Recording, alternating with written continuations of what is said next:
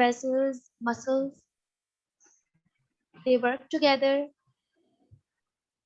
They work together to move oxygen throughout the body and clean gases. Like respiratory system क्या है? एक ऐसा system कि जिसके थ्रू हम एयर अपनी बॉडी में लेते हैं और ऑक्सीजन और कार्बन डाइऑक्साइड का डिफ्यूजन होता है in the blood. Next please.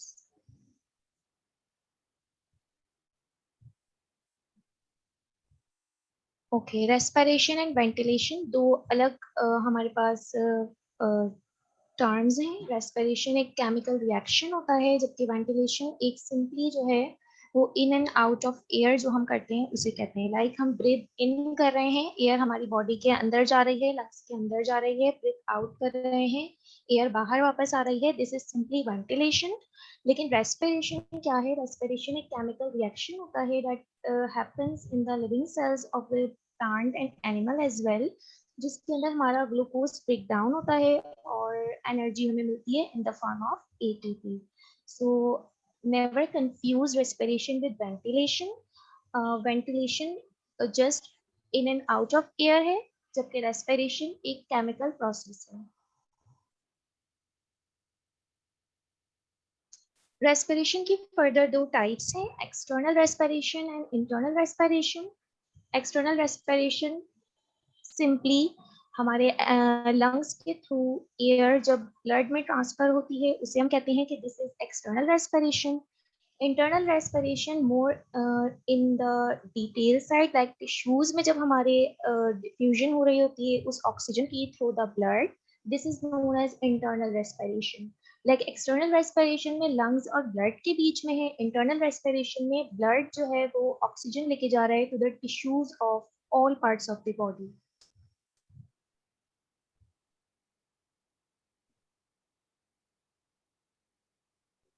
Respiratory system के फंक्शंस की बात करें तो देयर आर मल्टीपल फंक्शंस. सिर्फ ब्रीथ इन और आउट नहीं है, बल्कि हम जो टॉक करते हैं, स्मेल जो करते हैं, वो भी इसी के थ्रू होती है. इसके अलावा वेस्ट मटेरियल जो रिमूव होते हैं from the body, including carbon dioxide और हार्मफुल सब्सटेंसेस और इरिटेंट्स जो है वो हमारी बॉडी में आने से जो एक तरह से सेफ रहते हैं हम, वो भी इस वजह से होता है क्योंकि हमारी जो नोज है इसके अंदर म्यूकस है और हेयर्स होते हैं, जिसकी वजह से फिल्ट्रेशन ऑफ गैस होती है. रेस्पिरेटरी सिस्टम सिर्फ ब्रीथ इन और आउट का नाम नहीं है, बल्कि इसके अंदर और भी बहुत सारी चीजें हो रही होती हैं. लाइक हम जो बोलते हैं, हमारी voice, sense of smell, body temperature, इसके अलावा एक्सचेंज ऑफ गैसेस भी है, वेस्ट मटेरियल रिमूवल भी है और मॉइस्चराइज भी करती है ये हमारी.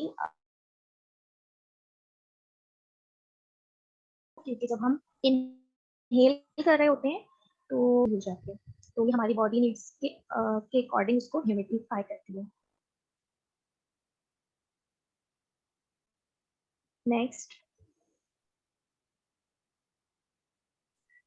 Okay, composition of respiratory system में क्या क्या चीजें इंक्लूडेड हैं? एज वी ऑल नो कि नोज से स्टार्ट हो रहा है. नोज, माउथ, थ्रोट को फेरिंक्स भी कहते हैं. Voice box known as larynx. Wind pipe is trachea. Large airways bronchi, ये फर्दर डिवाइड होते हैं into smaller airways called bronchioles and lungs, and at the end alveoli. ये बेसिकली एक ऐसा ट्रैक्ट है that you can C from the picture कि ये एक ट्यूब लाइक स्ट्रक्चर है जिसकी फर्दर डिविजन्स हो रही हैं आगे, जिन्हें हम फिर फेरिंग्स, लैरिंग्स, ट्रेकिया, ब्रोंकाई, ब्रोंक्यूल्स कहते हैं. कि एक ही ट्यूब की फर्दर डिविजन्स होती हैं और फिर ये डिविजन्स जो है वो लंग्स में एंटर होती हैं. रेस्पिरेटरी ट्रैक को हम दो हिस्सों में डिवाइड करते हैं, upper and lower. Nasal cavity, pharynx और लैरिंग्स तक हमारा अपर रेस्पिरेटरी ट्रैक कहलाता है.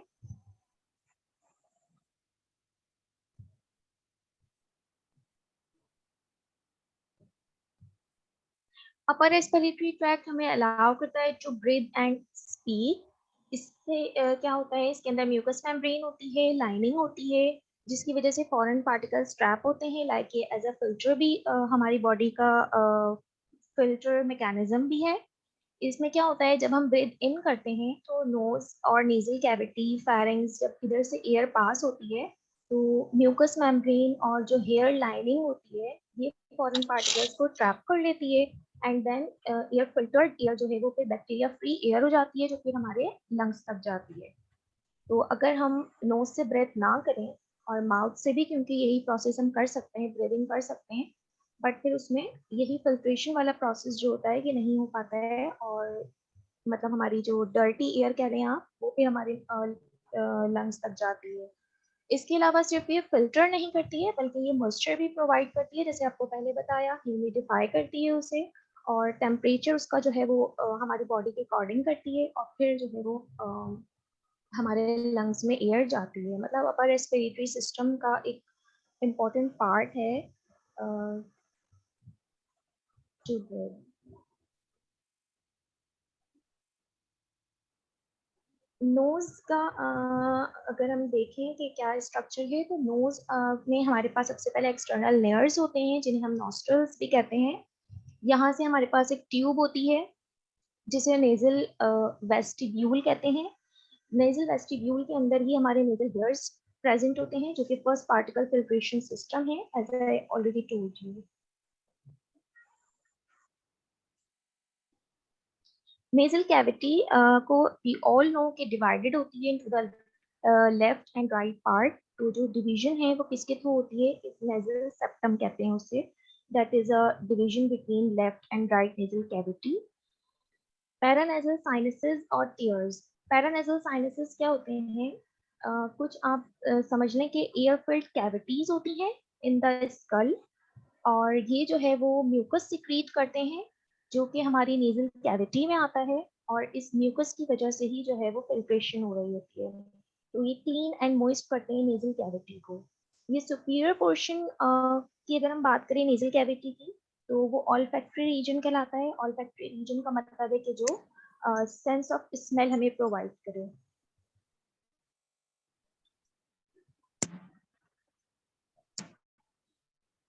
ये पैरानेजल साइनसेस शो किए हुए हैं, आप देख सकते हैं इसमें 4 साइनसेस हैं, फ्रंटल, इथमॉइड, स्फिनोइडल एंड मैक्सिलरी। ये साइनसेस जो हैं वो स्कल की बोन के जो नाम है उसी पे रखे गए हैं क्योंकि ये स्कल के अंदर ही प्रेजेंट होते हैं। तो जिस बोन पे जो साइनस प्रेजेंट है ये उसी का नाम है, और इनका फंक्शन जैसे मैंने आपको बताया कि इसमें म्यूकस होता है, और म्यूकस हमारी जो है वो पैरानेजल साइनसेस 4 पेयर्ड है, एयर फिल्ड कैविटीज हैं इनसाइड द स्कल, और इनके नाम आपको जैसे बताए, frontal, ethmoidal, sphenoidal and maxillary. Mucosa lining होती है जो कि हमारी एयर को क्या करती है, वार्म करती है एंड ह्यूमिडिफाई करती है। Air enters into the sinal cavity, mucus form by the mucosa drains into the nasal cavities. तो इनका कैविटीज का यही काम है कि म्यूकस जो है वो सिक्रीट करके नेजल कैविटीज में देती है। पैलेट्स। पैलेट्स क्या होते हैं, हमारे नोज और माउथ को सेपरेट करने के लिए एक आप समझ लें कि एक पार्टीशन है जिसे हम कहते हैं पैलेट। पैलेट दो टाइप का है, हार्ड एंड सॉफ्ट। नोज और माउथ के बीच में जो हम फील कर सकते हैं थ्रू आवर टंग, उसे हम हार्ड पैलेट कहते हैं, जो कि थोड़ा सा आप कह लें कि बोनी सा स्ट्रक्चर है जो कि हम मूव नहीं कर सकते हैं। ये फ्लोर बनाता है नेजल कैविटी की, लाइक जो नोज है हमारी उसका जो फ्लोर है वो है हार्ड पैलेट, और अगर हम माउथ से देखें तो उसकी जो रूफ है वो है हार्ड पैलेट। इसके अलावा सॉफ्ट पैलेट क्या होता है, at the posterior part of hard palate, ये एक सॉफ्ट सा मस्क्यूलर सा स्ट्रक्चर है जिसे हम सॉफ्ट पैलेट कहते हैं, और ये सुपीरियर नेजोफैरिंक्स से लेकर फैरिंक्स, लोअर फैरिंक्स तक होता है। नेक्स्ट। ओके, अगर हम एयर फ्लो की बात करें तो ऑब्वियसली एयर कहाँ से स्टार्ट होगी, हमारे एक्सटर्नल लेयर्स से जाएगी। सबसे पहले नेजल कैविटी से जाएगी, फिर उसके बाद इंटरनल लेयर्स में जाएगी। इंटरनल लेयर्स जो है वो हमारे नोज की फ्रंट पे 2 ओपनिंग्स हैं, इसके बाद नेजल कैविटी है, at the end of the nose भी 2 इसी तरह से ओपनिंग्स होती हैं जिन्हें इंटरनल लेयर्स कहते हैं, और हमारी एयर जो है वो इसी से फ्लो करती है। नेजल म्यूकोसा का अगेन वही काम है कि वार्म और ह्यूमिडिफाई करती है हमारे एयर को, और ब्रीदिंग अगर हम माउथ से करें तो ये इम्पोर्टेंट स्टेप जो है फिल्ट्रेशन वाला और ये वार्म और ह्यूमिडिफाई एयर को करने वाला ये मिस हो जाता है।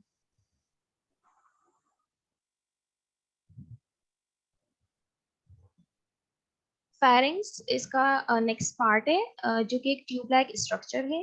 फेरिंग्स जो है वो एक ऐसी ट्यूब है, ऐसा स्ट्रक्चर है जिसके अंदर से एयर और फूड दोनों के लिए ये कॉमन चैम्बर है। अगर हम माउथ से कोई फूड पार्टिकल या कोई वाटर इनटेक लेते हैं तो वो भी फेरिंग्स से ही जो है वो पास होगा। नोज से अगर हम एयर ले रहे हैं तो वो भी सबसे पहले फेरिंग्स से पास होती है। तो फेरिंग्स जो है वो एक कॉमन, आप कह लें कि चैम्बर है, शेयर्ड चैम्बर है दोनों सिस्टम्स का। तो इंटरनल लेयर्स से सबसे पहले जो हमारे पास आ रही है, हमारे पास जो इंटरनल लेयर के बाद जो ट्यूब आ रही है दैट इज फेरिंग्स, और ये जो है वो लैरिंग्स तक जाती है। Back please. ओके, इसकी फर्दर डिविजन्स हैं, नेजोफेरिंग्स, ओरोफेरिंग्स एंड लैरिंजियोफेरिंग्स। ये डिविजन्स बेसिकली इसके स्ट्रक्चर की बेसिस पर हैं। ये एक सिर्फ ट्यूब लाइक स्ट्रक्चर है जिसके ट्यूब के डिफरेंट जो है वो नाम रख दिए गए हैं, आप ये समझ लें। नेक्स्ट, नेजोफेरिंग्स, जैसे आपको बताया कि ये फेरिंग्स के ही पार्ट हैं, तो सुपीरियर पोर्शन को हम नेजोफेरिंग्स कह रहे हैं। यहाँ पे डिफरेंट टॉन्सिल्स प्रेजेंट होते हैं। ये टॉन्सिल्स जो है वो क्या होते हैं, ये बेसिकली ग्लैंड्स होते हैं जो कि लिम्फेटिक जिनका फंक्शन होता है, और ये भी जो है वो लिम्फेटिक का काम ही क्योंकि फिल्ट्रेशन का है, किलिंग बैक्टीरिया और अदर ऑर्गेनिजम्स। तो यहाँ पर ये इसीलिए ही होते हैं। तो हर फेरिंग्स के पार्ट में टॉन्सिल्स के नाम है, दैट यू शुड रिमेंबर कि नेसोफेरिंग्स में हमारे पास फेरेंजियल टॉन्सिल्स होते हैं जिनको एडिनॉइड भी कहते हैं। और इसकी जो कनेक्शन नेसोफेरिंग्स की बनती है ये ऑडिटरी ट्यूब से बनती है। हमारी नोज जो है वो ऑडिटरी ट्यूब्स के साथ कनेक्टेड होती है। ओरोफेरिंग्स हमारे पास सेकंड इसका पार्ट है जो कि मिडिल पोर्शन होता है, ये ओरल कैविटी से कम्युनिकेट करता है। और इसके अंदर दो तरह के टॉन्सिल्स हैं, पैलेटाइन एंड लिंगुइनल टॉन्सिल्स। इनका अगेन टॉन्सिल्स का वही फंक्शन है। नेक्स्ट, लैरिंजियोफेरिंग्स। लैरिंजियोफेरिंग्स इसका इंफीरियर पोर्शन है जिसके बाद जो है वो लैरिंग्स और इसोफेगस स्टार्ट हो जाते हैं। फेरिंग्स का फंक्शन क्या है, ये सिर्फ एक पैसेज वे है फॉर एयर, और सेकेंडरी चैम्बर फॉर स्पीच भी इसको कहते हैं। जबकि जो मेन जो हमारे पास जो स्पीक या वॉइस बॉक्स है जो कि हमने अभी ऑलरेडी देखा भी था, तो वो लैरिंग्स है, मगर इसके अंदर जो है वो सेकेंडरी चैम्बर फॉर स्पीच भी कहलाता है। अच्छा, ये आपको बताया जैसे कि ये पैसेज वे है, तो दोनों के लिए है, फूड के लिए भी है और एयर के लिए भी है। नेक्स्ट, अब इस पिक्चर को अगर आप देखें गौर से कि फेरिंग्स जो है दिखाया गया है कि फेरिंग्स के बाद इसोफेगस भी कनेक्ट हो रहा है और ट्रैकिया भी कनेक्ट हो रहा है। पिक्चर इतनी अच्छी नहीं है लेकिन फिर भी you can see nasopharynx, oropharynx, laryngopharynx, तीन इसके डिविजन हैं जो कि एक सिंगल ट्यूब के डिवीजन है। इसके एनाटॉमिकल रीजन की वजह से इनके नाम्स रखे गए हैं। नेसोफेरिंग्स आप देख सकते हैं नोज से कनेक्टेड है, ओरोफेरिंग्स माउथ के करीब है, और लेरेंजियोफेरिंग्स जो है उसके बाद लैरिंग्स शुरू होता है। अब लैरिंग्स क्या है, लैरिंग्स अगेन एक कंटिन्यूएशन ऑफ ट्यूब है। इस लैरिंग्स के अंदर वोकल कॉर्ड्स प्रेजेंट होते हैं। इसकी वजह से हम ब्रेथ तो कर ही सकते हैं लेकिन साथ में टॉक भी कर सकते हैं क्योंकि यहाँ पर वोकल कॉर्ड्स प्रेजेंट होते हैं। Larynx connect the lower part of the pharynx, the laryngopharynx to the trachea. Obviously ये एक ट्यूब है, तो इसके ऊपर जो हमने पढ़ा कि लैरिंजियोफेरिंग्स है, और लैरिंग्स के फौरन बाद ये जो ट्यूब है उसको हम ट्रैकिया कहते हैं। It keeps the air passages open during breathing and digestion and is the key organ for producing sound. तो यहाँ पर जो है वो एयर पास होती है एंड इसको हम साउंड बॉक्स भी कहते हैं इसी वजह से कि ये साउंड प्रोड्यूस करती है, की ऑर्गन है फॉर प्रोड्यूसिंग साउंड। नेक्स्ट, यहाँ पर आप देख सकते हैं ट्रैकिया से ऊपर जो ये पार्ट नजर आ रहा है आपको, जिसमें कुछ ये लिगामेंट्स भी नजर आ रहे हैं, कार्टिलेजेस, ये लैरिंग्स का पार्ट है।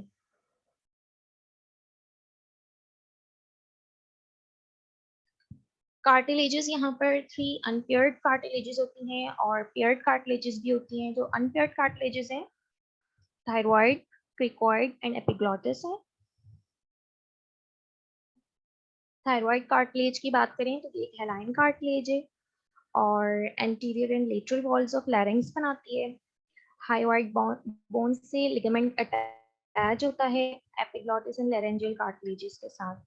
बेसिकली सिर्फ कार्टिलेजेस हैं जो आप कह लें कि डिफरेंट कार्टिलेजेस जो सपोर्ट प्रोवाइड कर रहे हैं।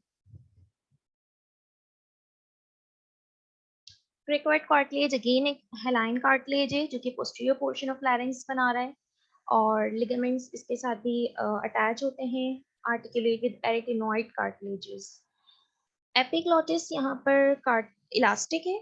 Elastic cartilage basically connective tissues होते हैं जो कि तीन तरह के होते हैं। यहाँ पे हेलाइन और इलास्टिक दो तरह के कार्टिलेजेस जो है वो हमारी इस लैरिंक्स में मौजूद हैं। हेलाइन कार्टिलेज थोड़ा सा स्ट्रॉन्ग होता है, जो कि हमारे थाइरॉइड और क्रिकोइड कार्टिलेजेस थे, तो ये हेलाइन है, थोड़ा सा स्ट्रॉन्ग होता है। लेकिन इलास्टिक कार्टिलेज का मतलब है कि इसके अंदर एज द नेम इंडिकेट्स कि थोड़ा सा फ्लेक्सिबल होता है। तो एपिग्लॉटिस के अंदर इलास्टिक कार्टिलेज होता है, और लिगामेंट्स जो है वो हाइवाइड बोन से अटैच होते हैं। हाइवाइड बोन क्या है कि एक द ओनली बोन है इन द नेक जिसके अंदर डिफरेंट लिगामेंट्स अटैच हो रहे होते हैं। कार्टिलेज के फंक्शन की बात करें तो thyroid cricoid supports and protects the glottis. अब इधर क्या होता है कि ड्यूरिंग, अब मैंने आपको बताया था कि हमारे पास फेरिंग्स जो है वो सेम ही है दोनों के लिए, for the digestion and for respiration. तो यहाँ पर ग्लॉटिस का काम आता है कि दैट जब हमारे पास फूड एंटर होता है तो ग्लॉटिस क्या करता है कि फूड की एंट्री को रेस्पिरेशन में जाने से रोकने के लिए एपिग्लॉटिस जो है वो ग्लॉटिस को कवर कर लेता है। अब ये बात आप ऐसे समझ सकते हैं कि ग्लॉटिस समझ लें एक होल है, एक चैम्बर है, जो कि जहाँ से आगे फर्दर जो है वो ट्रैकिया स्टार्ट हो रहा है। तो इसको कवर करने के लिए इसका एक फ्लैप है, एक कवर है, एक इसके ऊपर कवरिंग आ जाती है, मेम्ब्रेनस कवरिंग, तो वो एपिग्लॉटिस होती है। तो ड्यूरिंग स्वेलोइंग क्या होता है कि एपिग्लॉटिस जो है वो ग्लॉटिस के ऊपर आ जाता है, ताकि फूड हमारा जो सेम चैम्बर से आ रहा है वो इसोफेगस में जाए और ट्रैकिया में ना जाए। तो prevents entry of food and liquids. Next, अब ये कुछ मैं आपको बताया था कि पेयर्ड कार्टिलेजेस होते हैं, कुछ अनपेयर्ड होते हैं। तो ये स्मॉल पेयर्स हैं जो कि हमारे पास arytenoid, corniculate and cuneiform cartilages हैं, और इनका फंक्शन सिंपली जो है वो प्रोडक्शन ऑफ साउंड है, opening and closing of glottis है। नेक्स्ट, अब ग्लॉटिस को अगर हम देखें तो glottis consist of a pair of folds of mucous membrane in larynx called true vocal cords and a space between them is called rima glottis. अब glottis जो है वो किस चीज का बना हुआ है, क्योंकि इधर यहाँ पर ऑब्वियसली मेम्ब्रेन होती है, तो मेम्ब्रेन जहाँ से अटैच नहीं होती है वहां पर एक फोल्ड बन जाता है। तो इस फोल्ड को हम जो है वो कहते हैं वो कॉर्ड बन गई है, इसको हम वोकल कॉर्ड कहते हैं। दो वोकल कॉर्ड्स के बीच में एक स्पेस बन जाता है जिसे हम रीमा ग्लॉटिस कहते हैं, और यहीं से हमारी जो है वो वॉइस जनरेट होती है, क्योंकि ये एक फ्लैप्स हैं, एक तरह के फोल्ड्स हैं ग्लॉटिस के साथ में। और जब इसमें से एयर पास होती है तो यहाँ पे रेजोनेंस प्रेजेंट होती है, और इस वजह से हमारी वॉइस प्रेजेंट होती है। ग्लॉटिस क्लोज हो जाते हैं ड्यूरिंग swallowing। ये आपको ऑलरेडी पिछली स्लाइड में बताया कि क्यों होते हैं, क्योंकि हमारा चैम्बर जो है वो सेम होता है, ग्लॉटिस को क्लोज होना जरूरी है, वरना फूड जो है वो रेस्पिरेटरी ट्रैक्ट में आ जाएगा। And that's it. Next, next, thyroid जो है वो इज द ओनली बोन है डजंट टच अनदर बोन। इसकी ये खासियत है कि ये ओनली बोन है नेक में, और इसके साथ बहुत सारे लिगामेंट्स अटैच होते हैं, लेकिन ये किसी और बोन से अटैच नहीं होती है। ये छोटी सी बोन होती है जो कि चिन के बिल्कुल नीचे होती है। चिन की जो बोन है जिसे मैंडिबल कहते हैं उसके बिल्कुल नीचे होती है। यू शेप्ड हाइवाइड बोन है, और इम्पॉर्टेंट कंट्रीब्यूटर है रेस्पिरेटरी एंड डाइजेस्टिव प्रोसेस के लिए। Attached, it is attached to the tongue and helps to swallow. In the respiratory system, structures that produce sound depend on hyoid.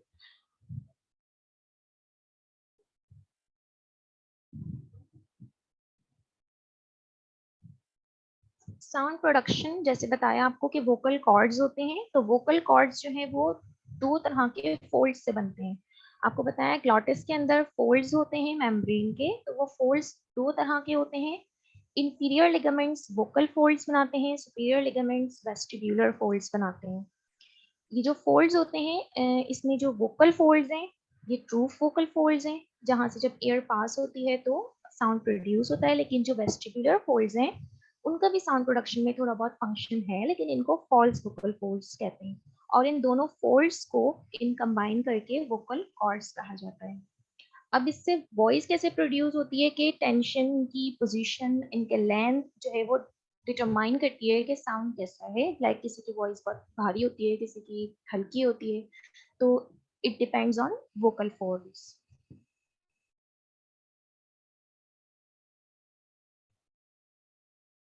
Okay, sound कैसे produce होती है?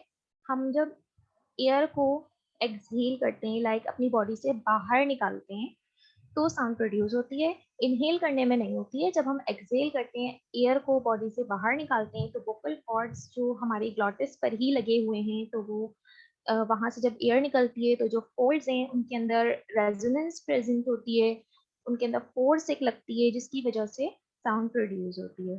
तो loudness depend करती है कि हम कितनी फोर्स से जो है वो एयर बाहर कर रहे हैं। रेजोनेंस पे डिपेंड करता है कि क्वालिटी ऑफ साउंड क्या है।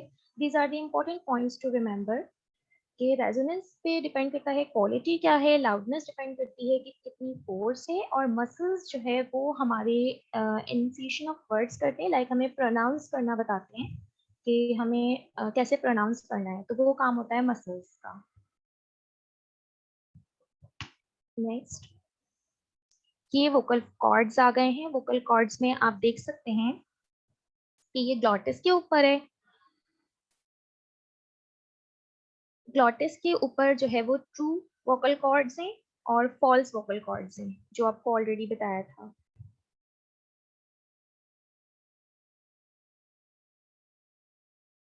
अब यहाँ से कंटिन्यू है lower respiratory tract, upper respiratory tract नहीं था। आपको समझ आया हो, कोई क्वेश्चन हो, कुछ पूछना चाहें?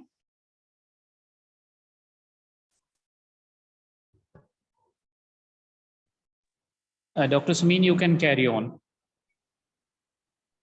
ओके, लोअर रेस्पिरेटरी ट्रैक्ट यहाँ पर कंटिन्यू है। जो हमारे फेरिंग्स, लैरिंग्स ये सब था, इस यही ट्यूब आगे कंटिन्यू हो रही है टू द ट्रैकिया। फिर इसके बाद ब्रोंकाई में ये डिवीजन स्टार्ट होती है ब्रोंकाई से।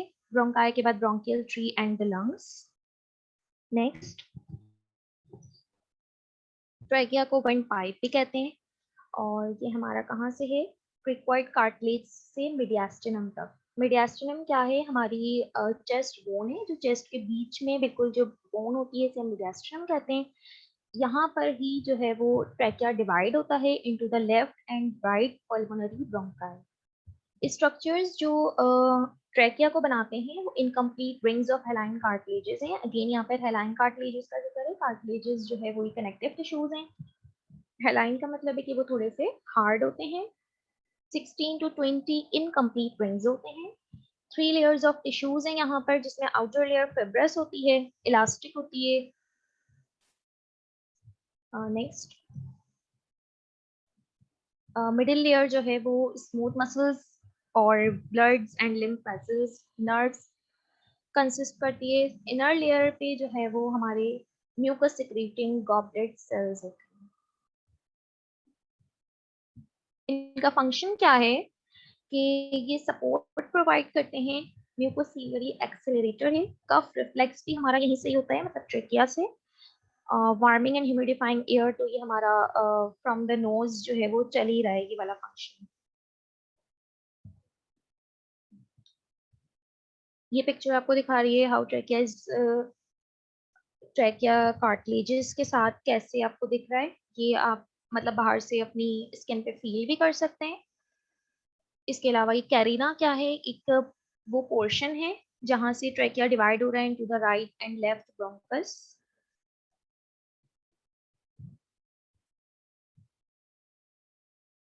नाउ द बाइफरकेशन की अगर हम बात करें तो at the level of sternal angle पर जो है वो हमारा ट्रैकिया डिवाइड हो रहा है लेफ्ट एंड राइट पे। तो ये क्या है?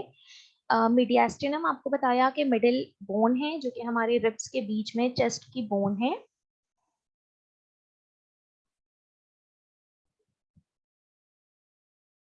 फंक्शन, कौन सा फंक्शन रिपीट करें, स्लाइड बैक करें प्लीज। ये हमारे ट्रैकिया के फंक्शंस हैं। ट्रैकिया के फंक्शंस आपको सपोर्ट प्रोवाइड कर रहे हैं, पेटेंसी प्रोवाइड कर रहे हैं। मतलब ट्रैकिया के अंदर कार्टिलेजेस हैं जिसकी वजह से जो ये विंड पाइप है ये ओपन है। अगर कार्टिलेजेस नहीं होंगे तो फिर ये तो अगर हम ब्रेथ ना करें, एयर उसमें ना हो तो ये कोलैप्स हो जाएगा, लेकिन ये कोलैप्स नहीं होता क्योंकि यहाँ पर support provided through the cartilages. Mucociliary accelerator है, मतलब हमारे पास हेयर लाइक स्ट्रक्चर्स हैं जो कि आपको बताया फिल्ट्रेशन में हेल्प करते हैं। कफ रिफ्लेक्स भी यहाँ से ही जनरेट होता है।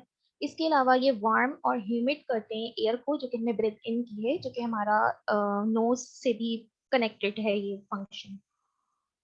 Clear?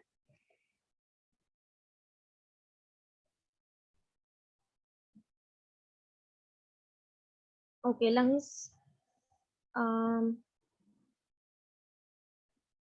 Okay, bronchi and smaller air patch. तो भी हमने बात किया कि एक्सटर्नल एंगल क्या है। एक्सटर्नल एंगल जो है वो मीडियास्टिनम का पार्ट है, जहाँ पर जो हमारी मीडियास्टिनम है वो चेस्ट बोन है।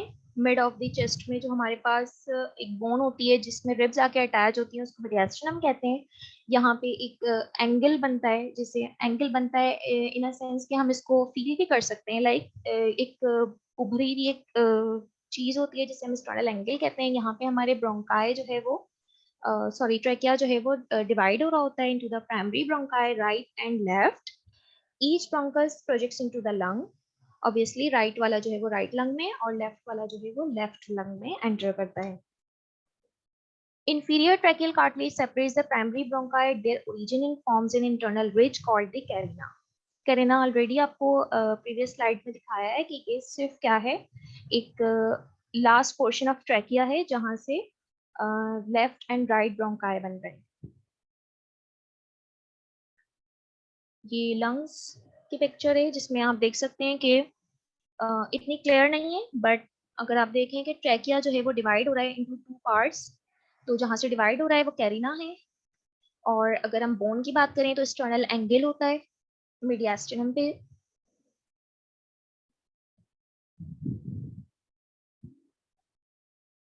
अब ब्रोंकियल ट्री क्या है, जहां से हमारा ट्रेकिया डिवाइड हुआ है वहां तो ब्रोंकाई बन गए। ब्रोंकाई मजीद ब्रोंक्यूल्स में डिवाइड होते हैं। इतना डिविजन्स होती हैं इनकी कि एट द लास्ट ये एल्वियोलाई तक जाते हैं। तो जो ये सारी डिविजन्स हैं इन सबको हम ब्रोंकियल ट्री कहते हैं। तो ये हाईली ब्रांच सिस्टम है, लाइक एक एक ब्रोंकाई बहुत मल्टीपल ब्रांचेस में डिवाइड हो रहा है, तो इसीलिए हम कहते हैं कि ये हाईली ब्रांच सिस्टम है। इस इधर क्या होता है, incomplete rings of हेलाइन cartilages, again जो ट्रैकिया के अंदर थे यहाँ पर भी इनकम्प्लीट रिंग्स होते हैं, जिसकी वजह से ये ओपन रहती है ब्रोंकाई। अगर कार्टिलेज नहीं होगा, सिर्फ एक पाइप होगा, एक मस्क्यूलर सा पाइप हो, तो ऑब्वियसली अगर उसके अंदर एयर नहीं होगी तो वो कोलैप्स हो जाएगी। तो इसी वजह से ये ओपन रहती है। राइट प्राइमरी ब्रोंकस और लेफ्ट, इनके अंदर डिफरेंस होता है। क्या डिफरेंस है कि राइट जो है वो शॉर्ट है, वाइड है, वर्टिकल है, देन द लेफ्ट ये छोटा सा होता है और स्ट्रेट वर्टिकल प्रेजेंट होता है। जब आप पिक्चर में देखेंगे तो आपको क्लियर होगा।